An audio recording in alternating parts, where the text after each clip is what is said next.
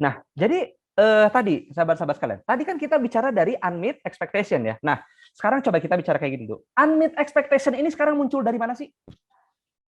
Ternyata sahabat-sahabat sekalian, kita perlu bertanya kembali. Dulu kita niat nikah itu pengen apa sih? Nah, boleh saya tahu niat nikah Anda, sahabat-sahabat sekalian, pada umumnya pengen apa sih? Pengen senang-senang. Oke.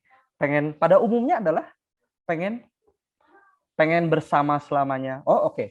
Ada loh yang pengen bersama selamanya, tapi bersama selamanya itu adalah saling pendem-pendem emosi.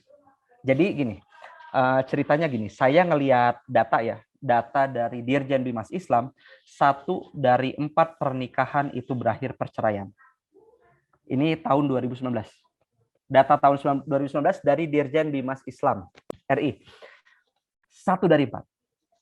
Nah, pertanyaan ya, 3 sisanya itu bisa dipastikan bahagia nggak? 3 sisanya pasti harmonis nggak? Saya tanya, yang diwarnain pelakor ada nggak? Pelakor. Yang nggak diwarnain pelakor sih, tapi dia tapi dia sekeluarga ya, tapi jarang bicara satu sama lain. Betul sih, sampai maut memisahkan, tapi ketika sampai maut memisahkan itu dia banyak unek-unek yang terpendam di dalam hatinya. Banyak kesebelahan-kesebelahan yang dia tekan. Yang di satu sisi, nah, bertahan hanya demi anak. Ini yang justru tadi saya mau bilang. Ketika ada orang yang memilih sekedar bertahan demi anak, betulkah anak bahagia melihat orang tuanya seperti itu?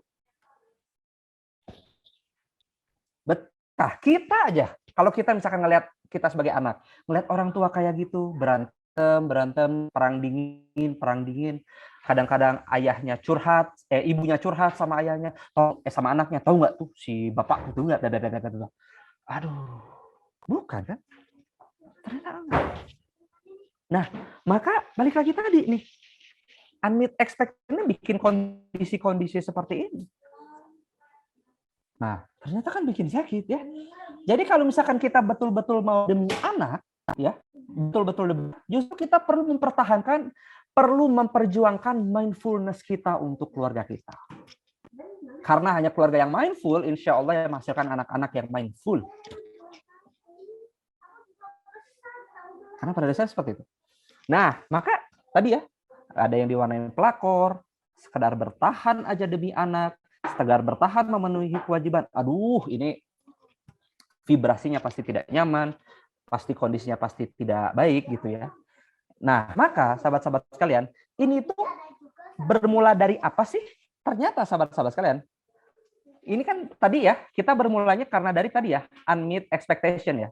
Ternyata kabar yang sesuatu banget itu adalah unmet expectation ini bermula seringkali dari niat nikah. Yang setelah saya amati ya, niat nikah karena ingin bahagia.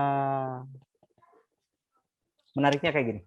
Ketika niat kita nikah pengen bahagia, cenderung besar sekali kecenderungan kita pengen unmet expectation. Kenapa kayak gini? Saya izin bertanya kepada Anda.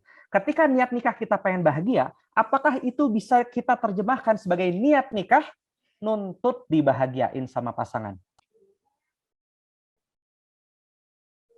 Wah, jelek banget. Ya. Kecenderungan besar, ada yang tidak juga nggak apa-apa. Kecenderungan besar, setelah saya amatin, niat nikah pengen bahagia, seringkali terjadi adalah niat nikah nuntut dibahagiain pasangan. Kalaupun ada kata saling nih, kalau ada kata saling, kadang-kadang kalau seandainya hanya terjadi satu arah, itu bikin kita jadi lempem nggak usahanya? Merasa jadi lempem nggak? Ah, ngapain juga aku usaha, toh dia juga jadinya kayak gitu. Nuntut kan? Nuntut kan? Nah, terus. Jadi, perlu kayak gimana dong kalau kayak gini?